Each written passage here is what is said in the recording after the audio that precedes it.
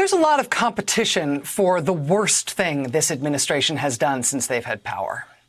I mean, for starters, how about running the worst coronavirus response of any industrialized country in the world, killing 131,000 Americans in the process, and heading into month 7 of this crisis, with Americans still not even reliably able to be tested for the virus.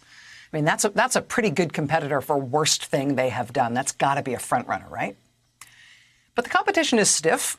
How about botching the response to Hurricane Maria, which killed 3,000 Americans in Puerto Rico, and then blaming Puerto Rico and cutting off their funding and support in the aftermath of the hurricane? That was a pretty good competitor as well. Here's another, though, a crowd favorite. Another competitor for the worst thing they've done. How about soliciting, accepting, and trying to leverage further help from the Russian government to help Trump's election effort against Hillary Clinton, then spending his entire 4 years in office doing every single thing the Russian government wanted from him, and then firing, demonizing, and trying to criminalize everybody in intelligence and law enforcement who was involved in investigating what happened there? I mean, all of those three things, the coronavirus, the Hurricane Maria stuff, the Russia stuff, those are all just so terrible. And not just so terrible, but so nuts and unprecedented that we weren't even prepared to defend ourselves against those things for the most part. There's another top contender, though, that was, I think, foreseeable. At least people in the Obama administration told me to worry about it before it happened. And that's the thing that Trump has overseen in terms of the rule of law, the end of the independent Justice Department, its transformation into a tool that both hunts the president's enemies and protects and rewards the president's criminal allies. Right? That maybe should have been foreseeable. Should also be noted that's the one that rushes you right to the end of history in terms of your status as a rule of law country. And so there's lots and lots of competition if you were trying to rank the worst things they have done, the most damage they have done to our country and to the American experiment. Lots of competition. But here's the one.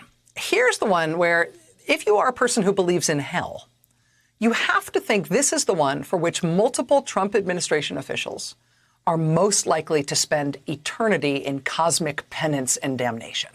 This is the one that'll be in the first paragraph of the obituaries of many different people in this administration, no matter how long they live and no matter what else they do with their lives. Because they will never do anything else as morally consequential as what they did here. And this is one thing that will never slide off of our conscience as a country.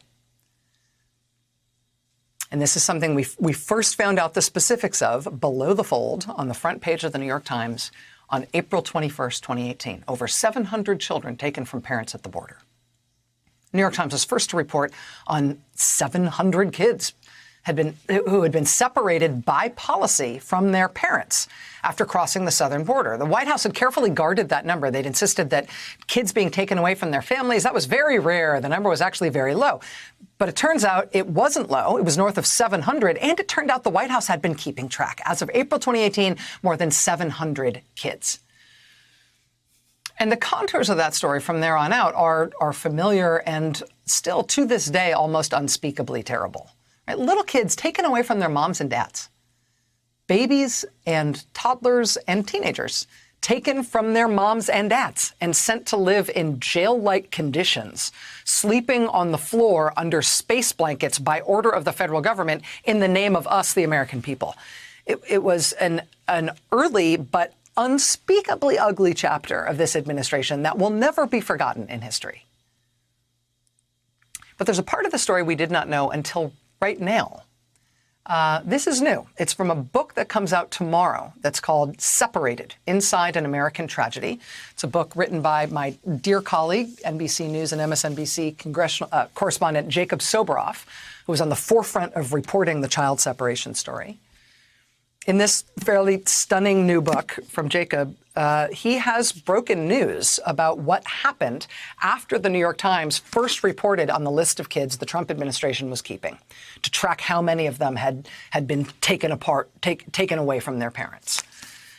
And this piece of the book is about a Trump official named Scott Lloyd. Scott Lloyd was in charge of keeping the list of kids who had been taken away from their parents. And for the first time, Jacob Soboroff reveals in his new book what happened when Scott Lloyd, this Trump administration official, saw his list, this list of the separated kids reported on the front page of the New York Times. This is how Jacob reports it in his new book. Quote, The reporting in the New York Times made Scott Lloyd irritated. He was left to stew about the leak over the weekend. Embarrassed, Scott Lloyd knew the leak came from his department on his watch under an administration that appointed him to his position. When considering how to handle the fallout from the leak, Lloyd's first thought was a drastic one. Quote, "Let's get rid of the list." If he followed the idea through, it would destroy the critical linkage between the 700 separated children in his custody and their parents, despite the fact that the list itself was the best hope of ever reuniting them. Scott Lloyd knew that in order to discard the list, he'd have to instruct his staff to do so. Lloyd wanted to hear from them before deciding on a course of action. Once back in the office, he queried his staff. He asked them, quote, "Why are we keeping this list? Can't we just email with Department of Homeland Security on a case-by-case basis? You see the problem this created. How can we prevent another leak?" He wanted to destroy the list because it looked bad publicity. Might get him in trouble. Destroying that list would have made it nearly impossible for those kids to have ever been put back with their parents ever again. But hey, maybe it would have made the story go away. The story obviously did not go away. Neither did the policy. The list of several hundreds of kids taken away from their parents turned into a list of several thousand. You might remember after all the public outcry and disgust about this policy, the Trump administration said, okay, yeah, fine, we'll stop doing that. They haven't actually stopped doing it. Since the quote-unquote end of family separations, more than 1,000 more kids have been taken away from their parents at the southern border and put into U.S. government custody in our name. And those are just the kids that we know about. The White House is not doing this in the open anymore. This time they're doing it quietly, which is, of course, important to know just on its face, right? That taking little kids from their moms and dads is operational policy in this country. It's still in effect. But it's also important for another reason, one that Jacob smartly underlines in his new book. Part of that is that this whole idea was supposed to deter people from trying to emigrate into this country, right? Well, if you're doing it secretly, how exactly are you deterring them, right? Even on its face in terms of your own explanation for this. If you were doing this secretly and trying to get away with it without people knowing about it, how exactly are you using this policy to keep people from coming into this country?